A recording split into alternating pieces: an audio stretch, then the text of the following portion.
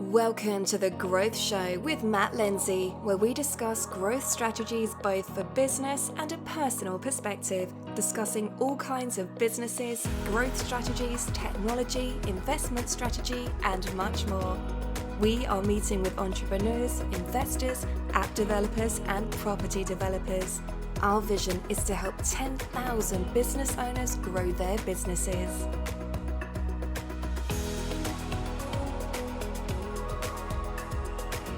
Introducing our host, Matt Lindsay. Matt is a former banker and corporate financier. He now spends his time building his own companies organically and through acquisition, as well as raising capital for other businesses. Matt works with a wide variety of entrepreneurs and investors.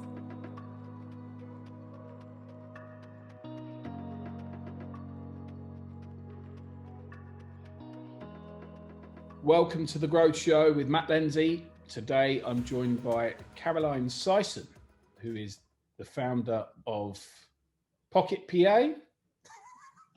Are you asking me or telling me? PocketPA.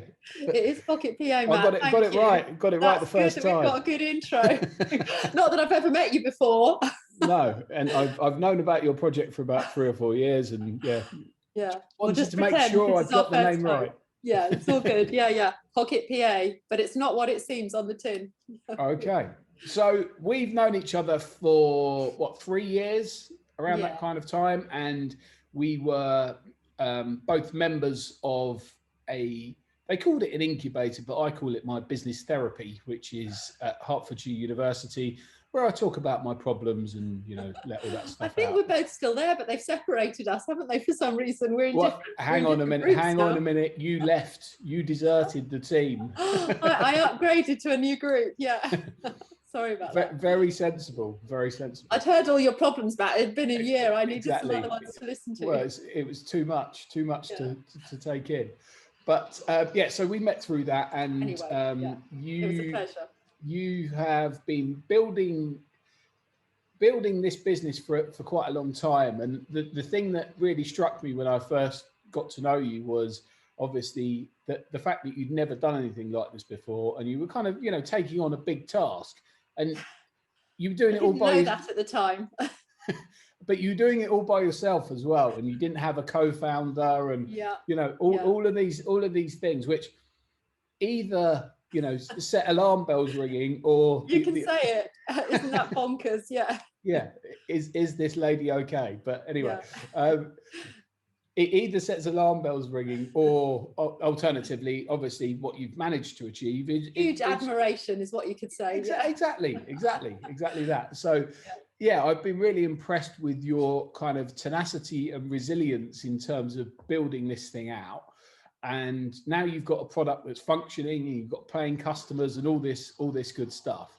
Mm-hmm. I'm kind of, as you know, I'm quite proud of your achievement with it today. And it's nice to see, these things going from, the kind of ideas into testing, into so on and so forth. And yeah, I've never done anything like this before, but I'm doing one at the moment. So I've got my own little technology project with website developers and all that stuff going on. But I'd be really interested to learn about your kind of motivations in how you started the process, what you originally were aiming to achieve, and what you've done before this as well, in terms of just to give some context in terms of your background and experience. That'd be really helpful. Yeah, sure. Well, so we are in 2021. We're hopefully nearing the end of lockdown, and the last 12 months have been nothing that I had scheduled into sort of PocketPA's journey. But 5 years ago, I had never envisaged that I would be the female founder of a software company. So, nothing ceases to amaze me anymore. I think my background, I could probably be classified as a serial entrepreneur. I've had a very scenic route to get to where I am at the moment. I started out my career in the beloved NHS as a physiotherapist. I then had my own private practice for 8 years. And midway through that, I retrained as a mortgage broker and moved into the world of property, real estate, finance, where I began buying, building, investing, renovating properties and building a portfolio, alongside some training and mentoring roles for those who wanted to get started in real estate. And so I suppose I'm now also a seasoned and experienced property developer and landlord for 20 years, but that's nothing that I've been focusing on for probably the last, you know, five to 6 years in the main. And alongside that, I've had a family. I've got 4 beautiful children, and I've always done sort of side hustles. I don't know if that's what you call them in this gig economy, but I always see them as little side hustles. So I've had an online photo editing business called Magic My Photos. I was a baby massage therapist at one point. I had a mobile spray tanning business, a pancake business called Pancake Passion. And I've also trained and qualified as a life and business coach, just for my own self-development, really. But I began the journey with PocketPA completely by accident. And it was in 2016 that my oldest daughter, Megan, she came home one day. She was already working as an intern. She'd just left school. And at 19, she wasn't particularly finding it was lighting her fire. And she came home one day and said that she wanted to start working for herself as a self-employed eyelash extensions technician. And at that point, I thought, oh, okay, I wasn't quite sure if it was a hobby or not. And I knew she would be amazing at what she did. But my biggest concern as a mum was that if she wasn't managing all the business stuff, that in 12 months' time, she wouldn't potentially be able to be carrying on doing what she loved. So I just initially just started off doing some research, just looking for something that she might be able to use to help her support her in her business journey. And I could find an app for this, an app for that, an app for something else, but there wasn't anything all in one place that was joining up all these dots. And I just thought that was mad. And I thought, well, that's ridiculous. We're in this age of technology. How hard can it be? There should be something all in one place, her go-to app that she just opens and it takes care of everything. So this was a daughter that wasn't particularly numerate. I was worried about how she would cope with the figures and the numbers side of her business, whether she would understand her money and her cash flow. So it was at that point, having not been able to find anything, that I just thought, you know, how hard can it be? I think I'll make that for her. And I just thought, yeah, I've got an idea. I knew exactly how I wanted it to look in my head.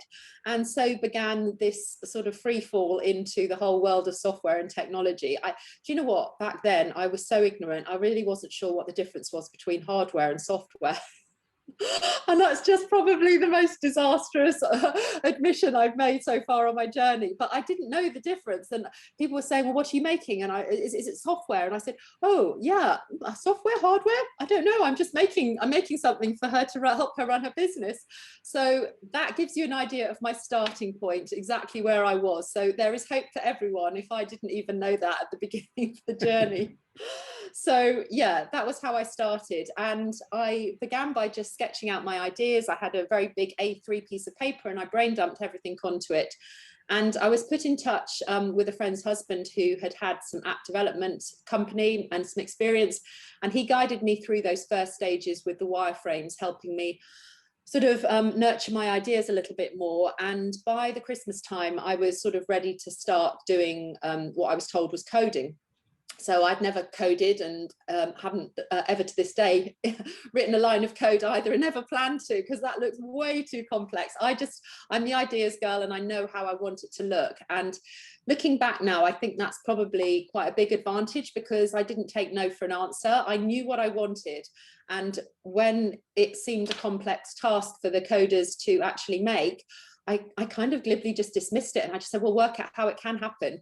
So it was just really important that the focus was on the user experience of the journey and having something that delivered exactly what I needed it to do. I didn't know how they did it in the background, but I knew what I needed at the front end for Megan. So I went through a huge journey. I started the development with another guy, and 6 months later, I should have had the finished version, and we'd got the launch of it booked, and we had 3 days booked on a stand at the business, sorry, not the business, beauty show in Birmingham. And sort of 2 weeks before, when we were supposed to have the finished article, and I was all ready to look at it, and this guy had been building it up saying, yeah, it's coming, it's going to be amazing, I don't want to give you a sneak peek, I'm going to blow you away with it. And I was like all ready for seeing it before we went to this launch where we got the t-shirts and the whole stand all branded, and he just disappeared off the face of the earth. Oh, no. And I was just like, what the heck? Where is all my software that I've been paying for 6 months? Where is it? What does it look like? Why haven't I got it? And that was it. There was nothing to show for it. So disaster.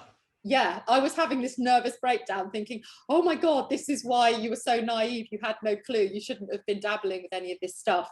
And you know, thankfully or not thankfully, it had all been my money that I'd invested in it, and I had been massively burnt, you know, 3rd-degree burns, and I was, you know, I'd got a stand booked at the NEC and nothing to show for it. So Megan was like, well, what should we do, Mum? And I sort of slept on it for a couple of days and was going around feeling everything, the walls had all fallen in.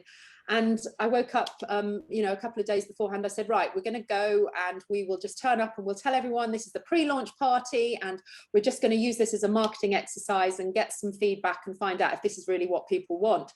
So we managed to switch it around on its head. And that was kind of the first time that I really was shocked into thinking, gosh, you know, people are untrustworthy and, you know, you can't believe anything that people say. And we went and did this 3 days, and it really reaffirmed and endorsed that what I was trying to make for Megan was actually needed by so many other people. They were really excited. I had 300 people that all said, oh my God, tell us when it's out. That'll be great. Yes, here's my email address.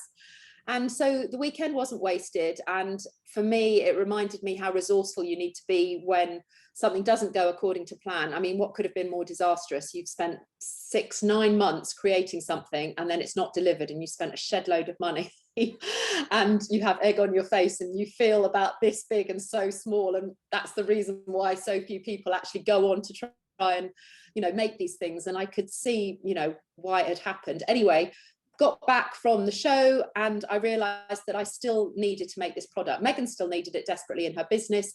And I was on a mission then. I'd got 300 people I'd had conversations with who said, we would love to have this tool, what you're making. So I'd given them this outline. It needed to do everything from managing the clients, all of the appointments, all of the online booking. It needed to take payments. It needed to track all of your business expenses and your income, and spit out a spreadsheet at the end, which your accountant could then do your accounts. So it was making that transition, because there were lots of accounting software platforms like the Sages, the Xeros, QuickBooks, things like that. But at 19, Megan wasn't numerate, as I said before. She wouldn't have understood probably 80% of the stuff that they were talking about: trial balances, ledgers, profit loss forecasting. She didn't need that. She just needed to know what's my money. So I was trying to put everything in the accounting side of things to join up all the dots with all of the front end of her business, which was managing her clients, having a digital electronic diary, and then taking the payments, but also practical things. So she wanted reminder SMSs or emails sent out before appointments to make sure that everybody turned up. So I needed to integrate that. She needed to get to all of her clients' homes. She was mobile back then. So she needed to press one button, which gave her directions to get straight to the appointment. So there were lots of practical aspects that I was also trying to sort of implement. And each time I went to these development houses, they just sort of put their head in their hands and went, oh my God, what you're trying to achieve is really ambitious. There's a reason why there are separate apps for all of these large things, because to try and incorporate them all together and to make it all work, you know, really seamlessly and be slick and be user-friendly at the front end, there's an awful lot to think about. And I was just like, yeah, exactly. So let's crack on and get going. So I'm on my 7th developer now, which has been, you know, a massive journey on its own, but you might sort of already understand a little bit about that now. You've dipped your toe into technology. You don't always get a great fit at the beginning. I've been with my existing team now for over 18 months and they are fantastic. And I'm so excited that I finally found where I feel we can really scale up and move to a bigger level. But it's been a journey, and by the sort of January 2018, I launched my first sort of version of it, which was a mobile app just on an iPhone. And it became very apparent very quickly that the idea of just having a phone app wasn't going to allow me to scale to the size that I wanted to go to. Any changes that we needed, we had to get approved by Apple, get them uploaded, and then the user would have to update their app. So that was clunky and time consuming, and app development was very expensive for what you got.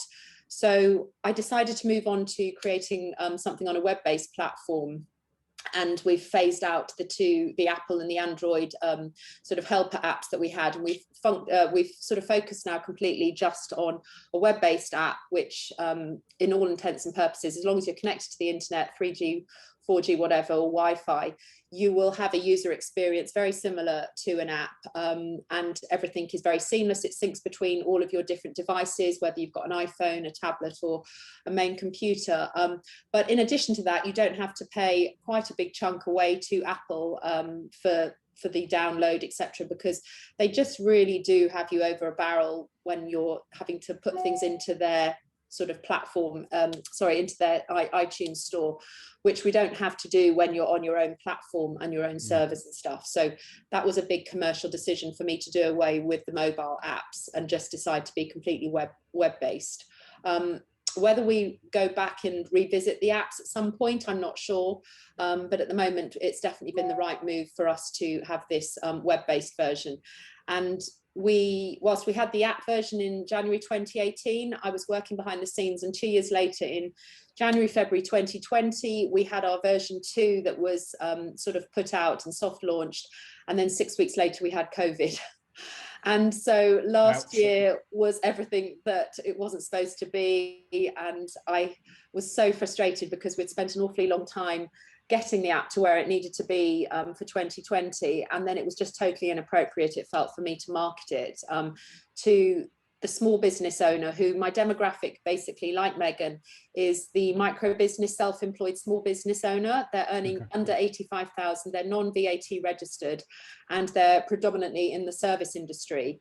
So they were all the people that were massively hit and told you can't work. And so in the last 12 months, Megan's probably worked 8 to 9 months maximum, sort of in sort of fragmented amounts, and they've really been in survival mode. There's been no sort of opportunity where I felt it's been appropriate for me to say, oh, just try our app for 30 days and just see how it works for your business, when let's just pretend you're going to be booking in all the clients that you can't actually see, and let's just pretend that you've got payments that you haven't actually got. It just didn't sit with me, and I didn't want to, you know, whilst I could see the opportunity for them to get really set up and prepared for when they were going back to work to hit the ground running, I just wasn't able to capitalize on that opportunity to get that marketing message across properly. And I really wanted to wait until we were kind of out of this lockdown, where people could have a proper look at it and feel that they could implement it straight into their business and actually get how helpful it is in their workplace. So yeah, we're waiting for April the 12th like mad, but I didn't waste that time last year. I built some extra really great function that we just had on our roadmap, and I brought them forwards. So we introduced a business mileage tracker, which I think is just a genius little function that we've got that perfectly spans the gap between your appointments and directions getting to places and flowing into your business expenses. So it's an absolute no-brainer. It's automated, it's very simple, it's literally one click to track that business mileage, and then it takes you into the sat nav to get to your next journey.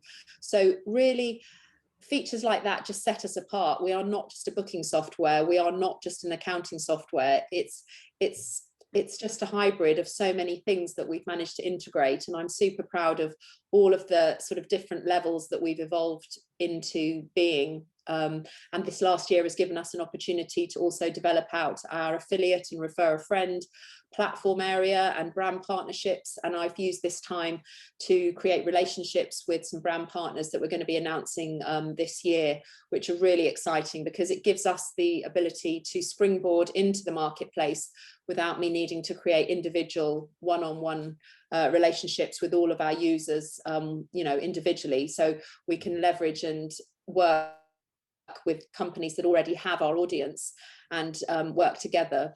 So it's a win-win for everybody, really. Okay, and so in terms of the kind of targets, obviously micro businesses, is there any particular sectors that you're working on, or? Yeah, beauty is the one that I know inside out, having got Megan in the beauty industry at the moment. I know it works really well. She comes downstairs some days, or she certainly used to, and just say, Mom, I need to do this, I need to do that. And so the whole app evolved as to how she started working. She needed to take deposits ahead of time to minimize cancellations and stuff. So we developed the app so that it could accommodate that. She then came down and said, Mom, I'm selling forever brushes and I've got a lash cleaning kit and all those sorts of things. So I then needed to implement a small product area so that she could track sales and that sort of thing. Not so it could become Shopify or Etsy or anything like that, but it just had an aspect that enabled her to do that. And then the card payment, we integrated with Stripe so that she could take card payments without needing a card reader. And so that was a new part. We advanced the online booking element of it so that she could wake up in the morning and find that she's got 3 new bookings in her diary while she'd been fast asleep. So trying to start to automate all of those things so that the app is working on her behalf, even when she's busy seeing her clients or asleep, again, is a really important advancement for a lot of people that are working by themselves, who are very time poor, and they've got 1,001 things going on during their week and their day. They're very busy people, but when they're doing their business admin, that's not an income producing task. So it kind of gets left, but it builds up in their mind as a mental pressure, and it still has to be done. So why wouldn't they want to use a tool where everything's all in one place and everything talks to each other? And it's super easy to use. It's convenient. It's always on their phone or on their tablet, on their computer, wherever they are, it's always there. So it's about introducing this one-stop experience and the convenience and ease of use. That's really important, that it's customer driven like that. Yeah. Okay. And in terms of the kind of strategy going forwards, obviously you've got some traction, albeit I would imagine that's probably dropped off a bit just because lots of these, as you alluded to, lots of these businesses aren't looking to trade. So I know from our previous conversations that you're going in at the kind of top end of kind of trade associations and trade bodies and that kind of route in, so that effectively potentially makes your business very, very scalable. What does, from your perspective as your agenda and objective, what are you looking for in terms of number of users? I want it to just reach and as many of these small business owners as possible. We've got nearly 5 million now in the UK, and I can only see that sort of increasing with the unemployment rates that are going up and people realizing, having had 12 months off, that they really want to be in charge of their own destiny, that there is something that they're amazingly good at and that they could actually give it a go. And I think my biggest concern when Megan came to me to say she wanted to start working for herself was she was 19.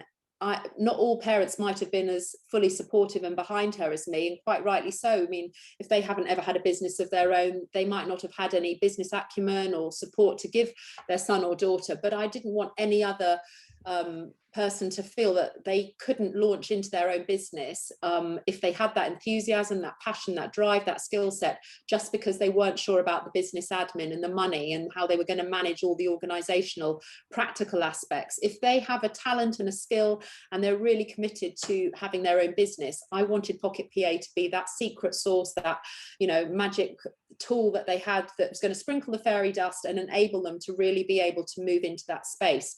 So my ambition is that PocketPA becomes that sort of go-to tool for any micro business owner. And at the moment, we've got it under the VAT threshold, and I'm fully aware people are like, oh, but I'm VAT registered, why can't we use it? And I just say, I know where my niche is and my strengths are for this market, and I don't want to start adding VAT elements into it and putting taxation sort of entry points in, because for me, that will potentially confuse my niche audience that I'm trying to cater to. At some point in the future, we might have a Big Brother version that's a VAT type sort of orientated focus on it as well.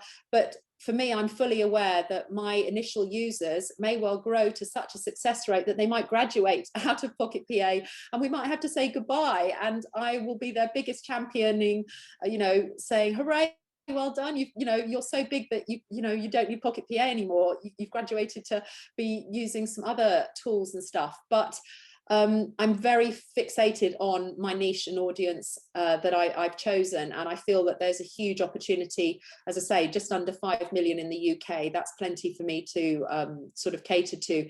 And globally, you know, just the States, there's 20 plus million, again, small business owners. That I don't have a shortage of people that could be using it.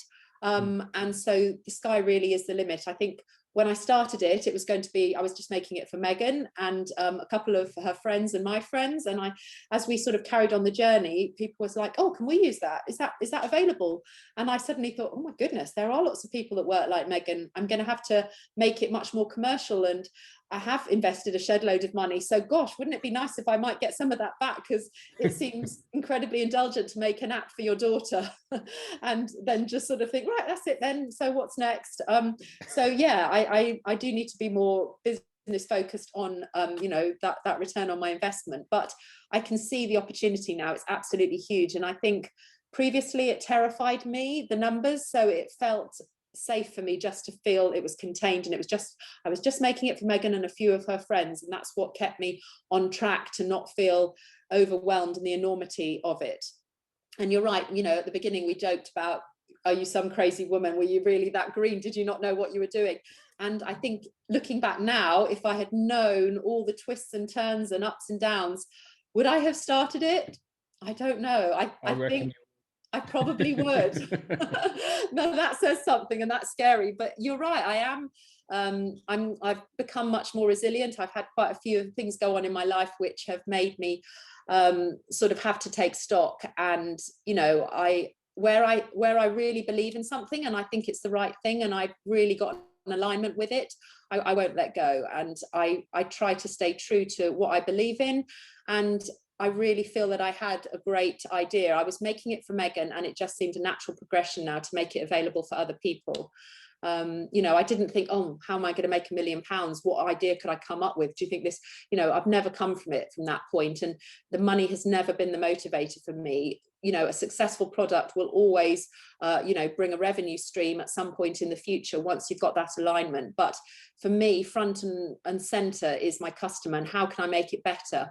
And that was a really important driver when I was choosing my price point. So I'm absolutely adamant that we have a 30-day free trial, and then people move into a small, affordable monthly subscription. And it's less than £15 a month for all of that stuff, joining up all of those dots. And that's including VAT, and that's if you pay monthly with no tie-in, no contract or anything.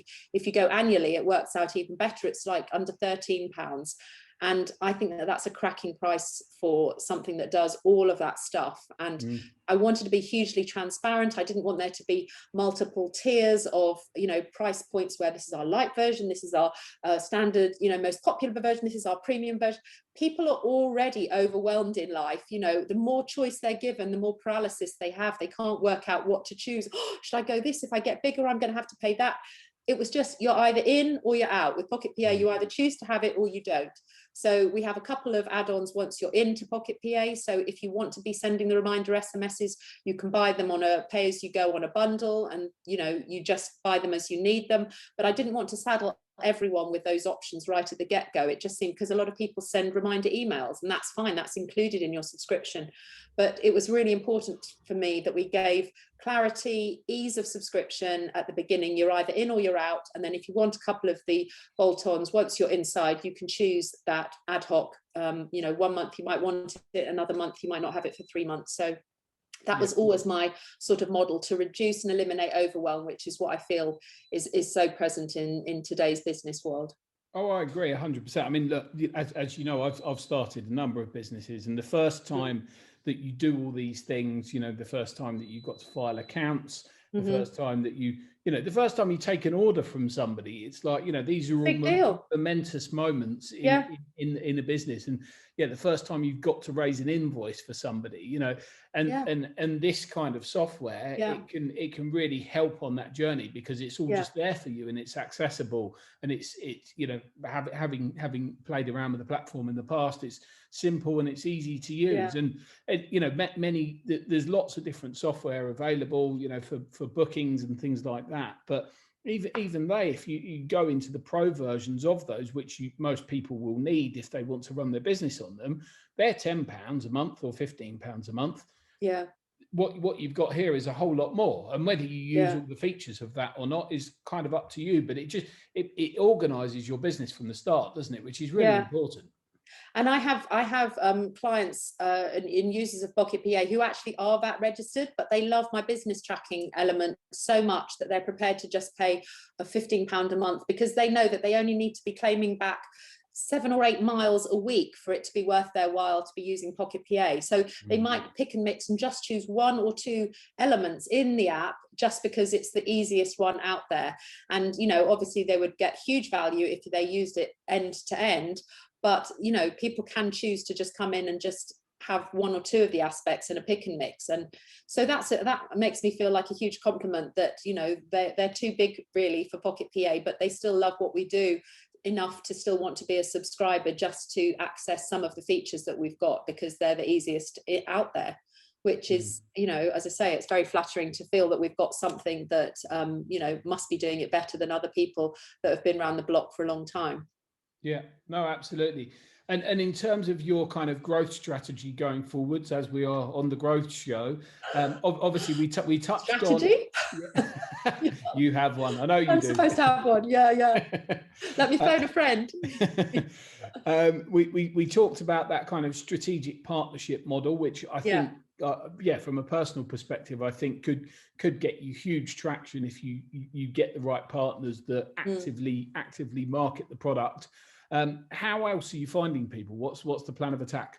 So brand partnerships are one of our big sort of plans to go forward. I mean, there's over 70 different trades and associations that we could be niching into, from, you know, the health sector, from fitness, from beauty, window cleaners, dog walkers, you know, life coaches. There's just so many different avenues that we could go into, and each of them have their trade body or association that we could partner with. So the difference between specific softwares where they just niche into beauty, or they just, you know, this is the app for personal trainers or whatever, the difference between our software is it crosses all of those, because the commonality is that they're all micro business, self-employed business owners earning under 85,000 non-VAT registers. That's a commonality. So we've made it very generic. As I say, I know it works perfectly in the beauty industry, but, you know, wherever you're exchanging your time for money, offering a service, I've got car valeters, I've got handymen, I've got electricians, I've got, you know, a whole plethora of different trades and stuff. So all of those trade bodies on their own are target markets for me to be able to do JVs with and partnerships. So that's a really big strategy for us. Obviously, the organic marketing and growth strategy, we've put in the refer a friend link. So as more people start to use it, I want to repay and say thank you to them. So we've got a really nice refer a friend strategy where people are thanked with a monetary amount when they share their unique link with friends and family. And then I think, you know, we've got all the ability to link with colleges and training. I'm linked up with Oaklands College in St Albans, so I go in and speak to their students that are just about to graduate in health and beauty and stuff, and tell them about PocketPA. But there's no reason why we couldn't do that across the whole of the UK. We've all got colleges, there's lots of training academies, there's lots of online academies and stuff. So, you know, a really great sector is people that are just starting out for the first time. They've just been trained up in a new skill.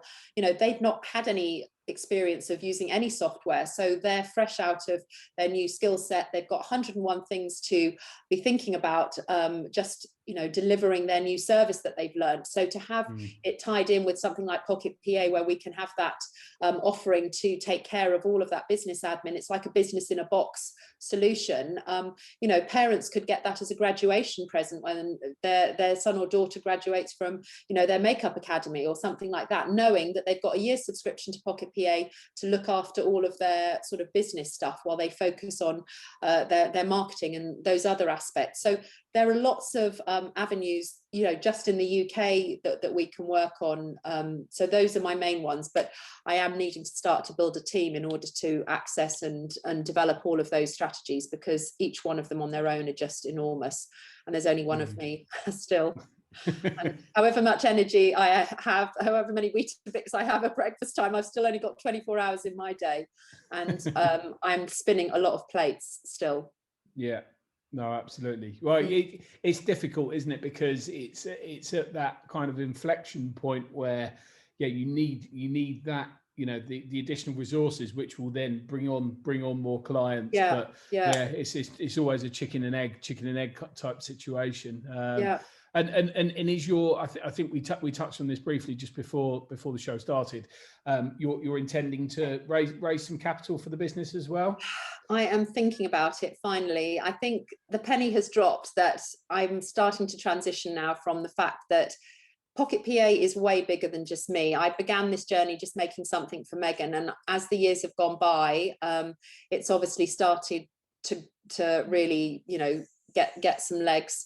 And I've just realised the whole opportunity is just so overwhelming. There's no way I can, do this on my own. And, I could have had a nice lifestyle business. And at one point that was kind of where I was thinking that it would go. But I really feel ambitious for it now. And I've had some offerings of some investment and I haven't really explored them fully, but it's whetted my appetite to now really realize that maybe now is the right time for an investment of certainly a seed round, and to look at having some conversations. But for me, I never want to lose sight of the focus of what I'm trying to achieve. And I think, whilst I haven't got a formal mission statement or all those grown-up things that you're supposed to have in your business and just roll them out and stuff, I know the essence of what I'm wanting to achieve. And I never want whoever invests in the company, unless they align with those values and what I'm looking to get, they won't get over the line. And I'm not desperate for an investment where it means that I can't grow, but I will have the ability to scale a hell of a lot quicker if I do take that leap of faith. And it's tinged with nervousness but excitement, and I've got to just keep believing this is all just an experiment and I can just keep going it as far as I want. And anytime I can stop the train if it all gets too overwhelming. But I just feel I wouldn't be doing it justice if I didn't explore this opportunity fully, and I would rather fail trying than not to have tried at all and just failed because it fizzled out. So it feels like I'm reaching a stage where it's go big or go home, because I do need extra people in order to be able to get traction and leverage and grow it properly. And in order to do that, it probably will need a reasonable amount of capital investment. And it's whether I want to keep investing my own funds or whether I want to open that up and start with my advisory board and then start to scale on that basis and pitch for proper investment funding, whether that's angel or VC or whatever. But for me, I've got to have that alignment with whoever is investing. They've got to understand what my drivers are and what my motivation is, and I don't want to compromise on the values and what our offering is just for either a quick exit strategy or just selling it out for something that doesn't align with where I see the vision of it. I would love to have a PocketPA Academy at some point to be able to support new people coming into self-employment and that sort of stuff. I have a whole shopping list of things that I see in 5 years' time, and it's like my dream vision board.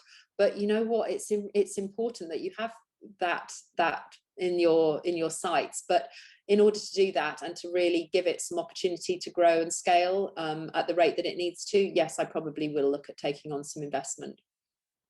Okay, and are you in terms of your approach to this? It obviously there was a clear kind of structure. Are you structured in everything that you do? In terms of the other businesses that you've done in the past, have they also had a kind of clear agenda and a goal? Is that always how you work?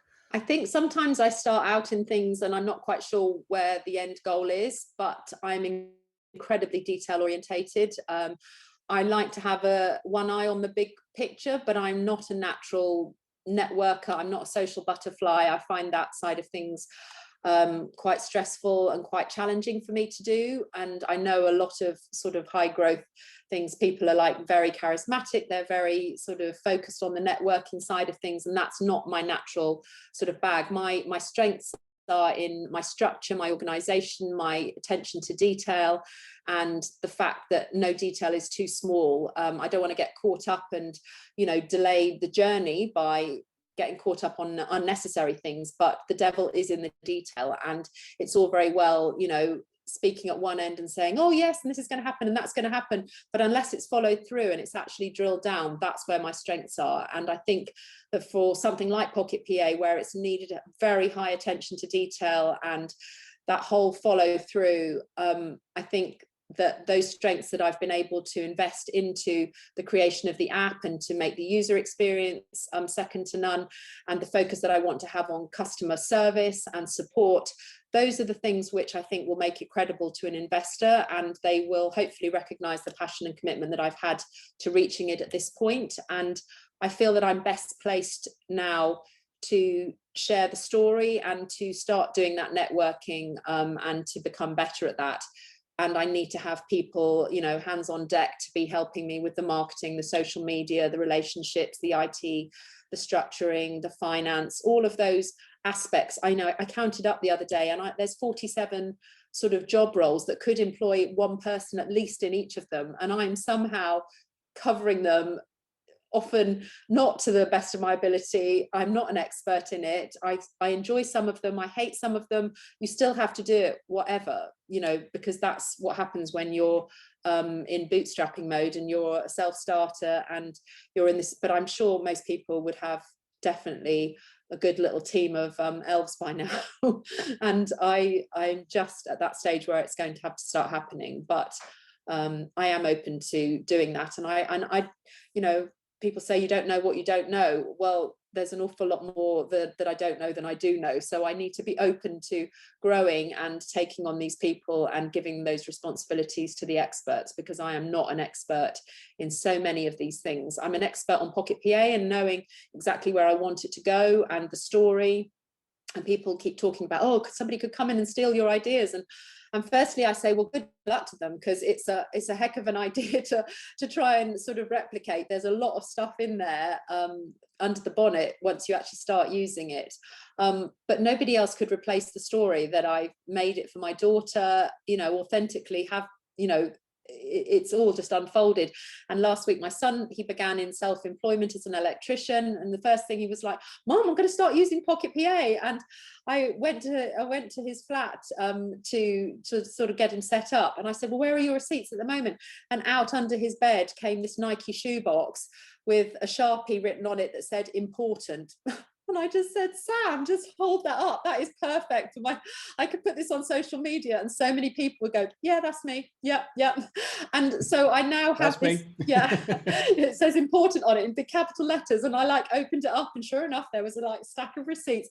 And I said, right, Sam, let's get you organized. So now he's in on the train every morning. He takes a photo of the receipt, presses it's all done on his business expenses, and he's starting to get into that groove. But I now have a daughter in beauty, a son as a tradesman, and so that expands the opportunity for me to be able to appeal now to a completely different audience. Whereas, with Megan and her pink and purple diary appointments and stuff, Sam won't be putting pink and purple diary appointments in. Sam's will all be blues and greens, and he's needing it for a different set of functions and thinks differently to how Megan is. Megan loves to be super organized. Sam just does it because he has to, because he doesn't want a headache at the end of the year with his an accountant. So there are different motivators, and talking to each of them gives me different perspective on how I'm catering for all of the different people that might be using PocketPA. So we've got an organic story, which is so important to be relatable to the audience that we're trying to connect with, because we're not some faceless commercial company that people can't necessarily relate to. I think it's very important that we have that connection. And we are B2B business, but we're little b, because we are still little b, to little b. I don't ever want to become so big B to little b that we lose that relatability. And it's really important that our users, our clients, our customer, our PocketPA family can relate to where this has come from. And my motivation for making it was always to help Megan, and then it became to help people just like them. And that's why it's very important for me to have a very affordable, low price point, because I don't ever want price to be a barrier for people becoming organized in their business. And a lot of these softwares, I see them, pitching in at 30, 40, 50 pounds sometimes a month. you know, as the entry point. And I get it, they're really great value. And yes, we probably should be an awful lot higher, but that was really important to me, that we kept it affordable, because I believe that will allow us to you know, grow much quicker, because people will recognize its value, and then that whole conversation of value for money, it will become a no-brainer to just download and use the app. Sorry, I don't mean download, I mean to register. It's not an app that you can download. Yeah, I make that mistake often. and from a personal perspective, obviously, to do what you've done requires a huge amount of focus and self-determination. Do you have any kind of practices that you do to maintain that? How do you kind of manage that side of things and your focus and all that stuff?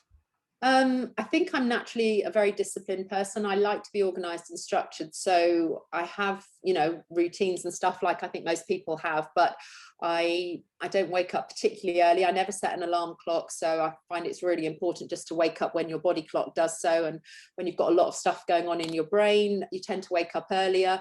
I always exercise first thing. That's a really important space that I preserve and make sure that I've had an opportunity to go out, get some fresh air. I do exercise outdoors every day. I don't like gyms and being indoors. I belong to an outdoor boot camp when I can go, but I run. I took up outdoor swimming last year, and that was so cathartic. I've probably pulled back on a lot of my running that I used to do. I was doing sort of 10K half marathon type runs quite regularly for 4 or 5 years, but I've slowly pulled back on the running. And having taken up swimming, I get that headspace opportunity to sort of ruminate and work out my whole day, put my strategy together for various problem solving things that have been challenging me. So that whole exercise aspect of that I do in the morning, it's vital at so many levels for me to set my day up right. I say that I never have meetings with anyone on any day, people that I don't want to see. Every meeting that I have is because I've scheduled it in, because there's somebody I want to see and talk to. And I think that's the beauty of working for yourself, that I'm sure a lot of people will relate to. Whereas when you're, you know, employed with a corporation or whatever, you have to have meetings whether you like the people or not. And you know, when you're working for yourself, you get to choose who you want to build those relationships with. So people that I don't feel are on the same energy level, or I just don't find, you know, there's very few people that I actually work with that I don't actually resonate with. So I don't know if that's very telling, but yeah, I'm quite dogmatic about that. Well, you're right. You're the boss, right? So you get to choose. That's well, one of the what the hell's beauties the of point? running the show, isn't it? Yeah, and you know, and that's why I feel so much gratitude every day that I am so lucky to be doing this. It's such a gift to be making this. And yes, I've invested, you know, the last 4+ years of my time and energies and stuff, but it's so been worth it. And I, you know, you joked earlier about would you do it again, and I probably still would. That's a worrying telltale sign that I just love a challenge. And yeah, I've been called Project Woman before. There is a huge amount of purpose and self-fulfillment in creating something this exciting, and the fact that I feel it hasn't been done before and that we've got a huge opportunity, that's also very exciting. But as I say, the app will become bigger than me. I just need to find this amazing team that's going to appear and we're going to take it on to the next level, I guess. So yeah, that will be nice when I've got those people in place. An exit strategy? Wow, that's getting ahead of myself. I can't ever imagine not doing something with it, but I don't know. I guess at some point I will feel that I want to hand it over to others to take on. At the moment, I've got a huge passion and commitment to it. But I guess if it gets bigger, where we have investment and they are starting to talk about an exit strategy, I think a natural buyer will come in from I think there's quite a number of different angles we could sell it out when the time is right. But I don't want to sort of prejudge where that might be. Will I be with it forever? No, probably not. But I would like to take it as far as I can while I still feel, you know, wholly invested in its growth and alignment, you know, with the audience that I'm trying to connect it with. I don't want to do it a disservice by me hanging on too long and not allowing it the growth that it might need at a future date. And so I'm sure there might be a natural time when it becomes obvious where I might need to step aside, but that's very exciting. How amazing if that happens in the future. So if there are any investors out there that think I might be investable or credible as a a partner, it would be lovely to hear from them. But there has to be the right fit for me to work with somebody, and I'm certainly not exchanging part of PocketPA for a wad of money because it's a get rich quick scheme. That's not on my agenda. I I have a really lovely lifestyle. I'm very blessed and lucky. I'm not selling something out for swapping out my integrity on what I can see for the vision of the app. And in terms of advice that you would give to somebody who's considering building some kind of an application or some software, you've obviously, you've been through 7 different software developers to get to where you got to. Is there any tips that you would give? I would say there's always a way. Whether people tell you there is or there isn't, there always is a way. It might not be the way that you originally thought, but often when they say, oh, that can't be done, and it means they can't do it. So that's absolutely fine. And I've done that on a number of occasions where I've perhaps given them a month or 6 months, and then we've reached the end of the road and they're like, no, it can't be done. You're asking way too much. And I just say, thank you very much. That's probably the end of the road for us. And I pick and take exactly where we've got and find the next place that will hopefully serve what you need to do. So I think, there, as I say, there is always a way. It doesn't mean that it can't be done if just because somebody says they can't do it.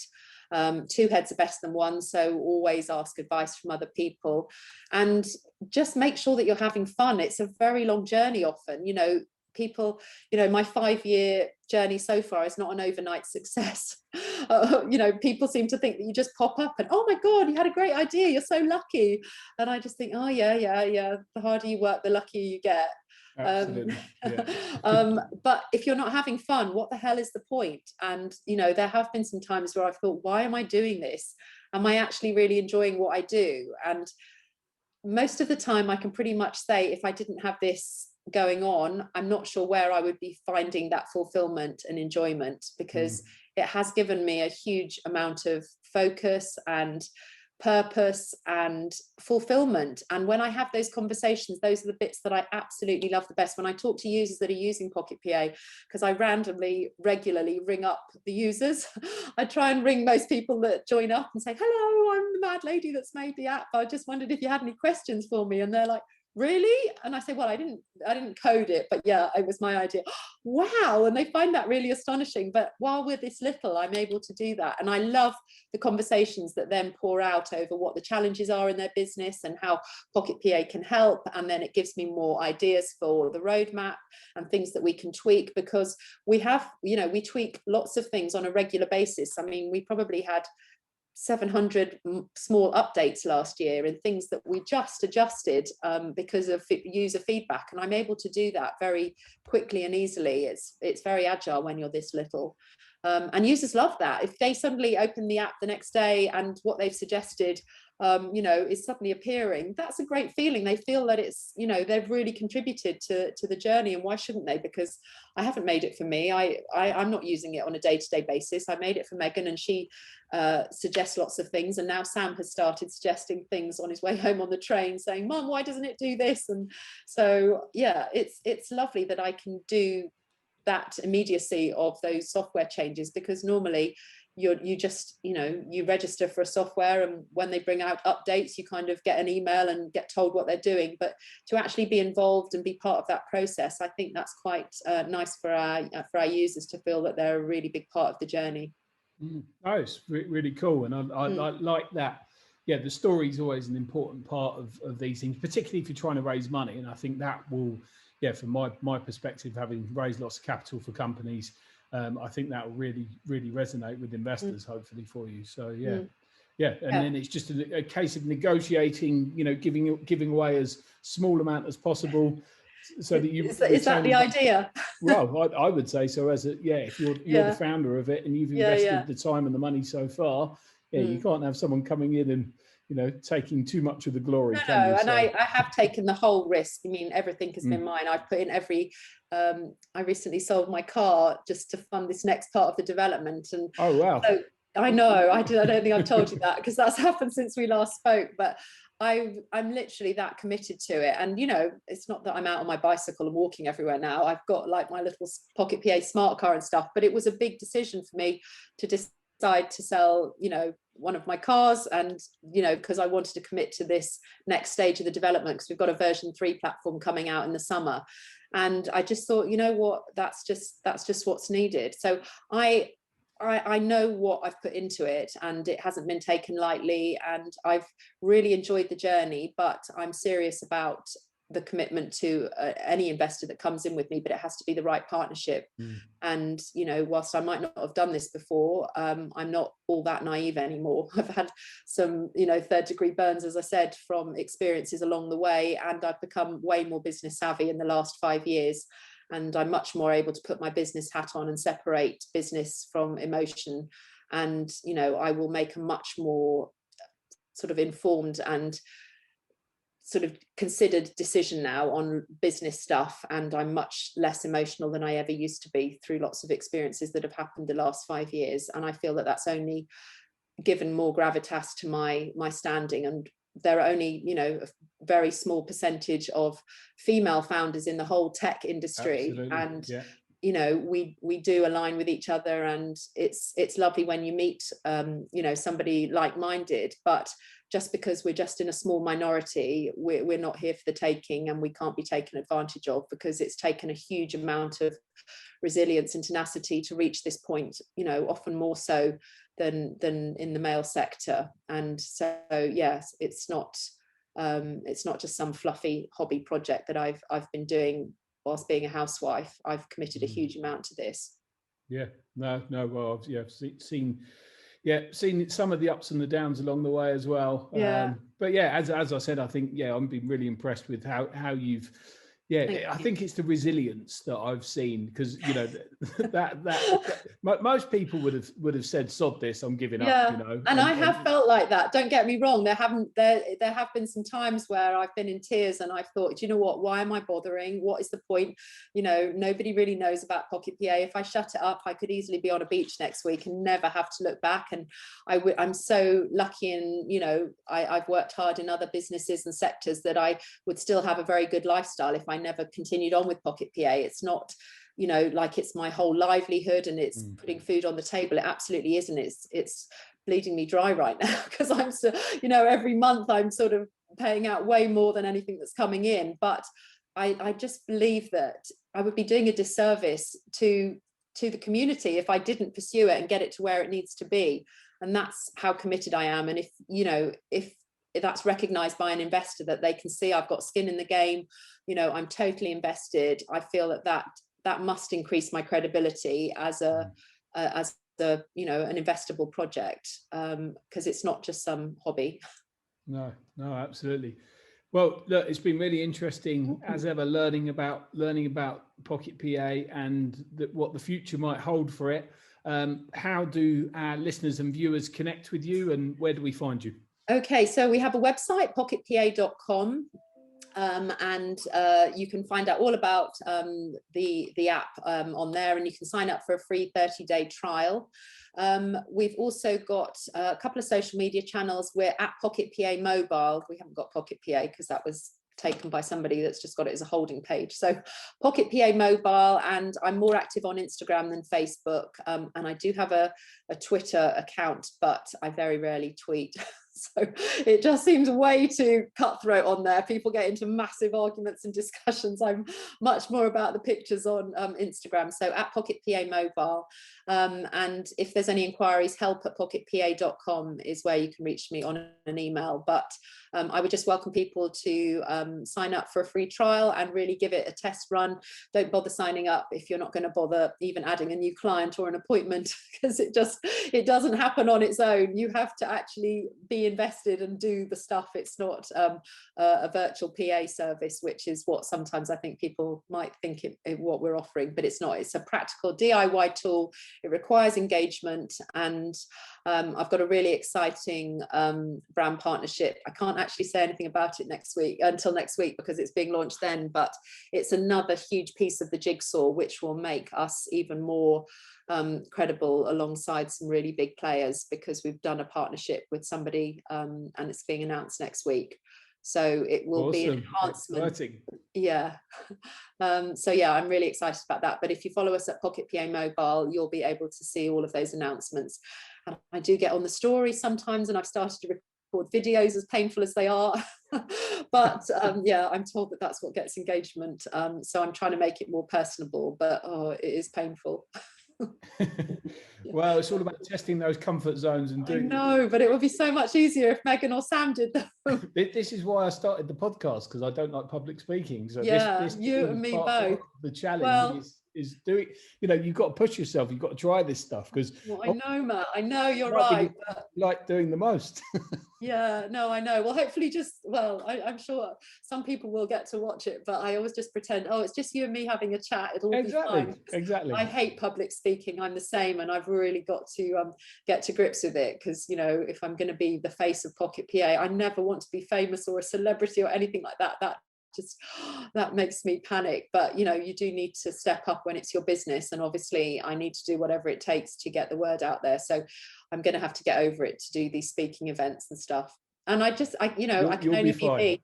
That's all I can be. That's and when the reality is nobody knows more about it than you do. So that's totally. It's not like someone can catch you out with a question, because you've built it from the ground up. So that's true. That's true. I just don't want to let anyone down saying the wrong thing that might put people off. But you know what? It is what it is, and I believe that it's an authentic offering, and so I can't really trip myself up when you're always telling the truth. Yeah, no, absolutely. Well, I really appreciate your time. Thank you for pleasure. Joining. It's always good to do a podcast interview. Absolutely. And I look forward to catching up with you soon. Thank you very much, Caroline. Thanks, Matt. Thanks for listening to The Growth Show with Matt Lindsay. Please like our podcast and subscribe today.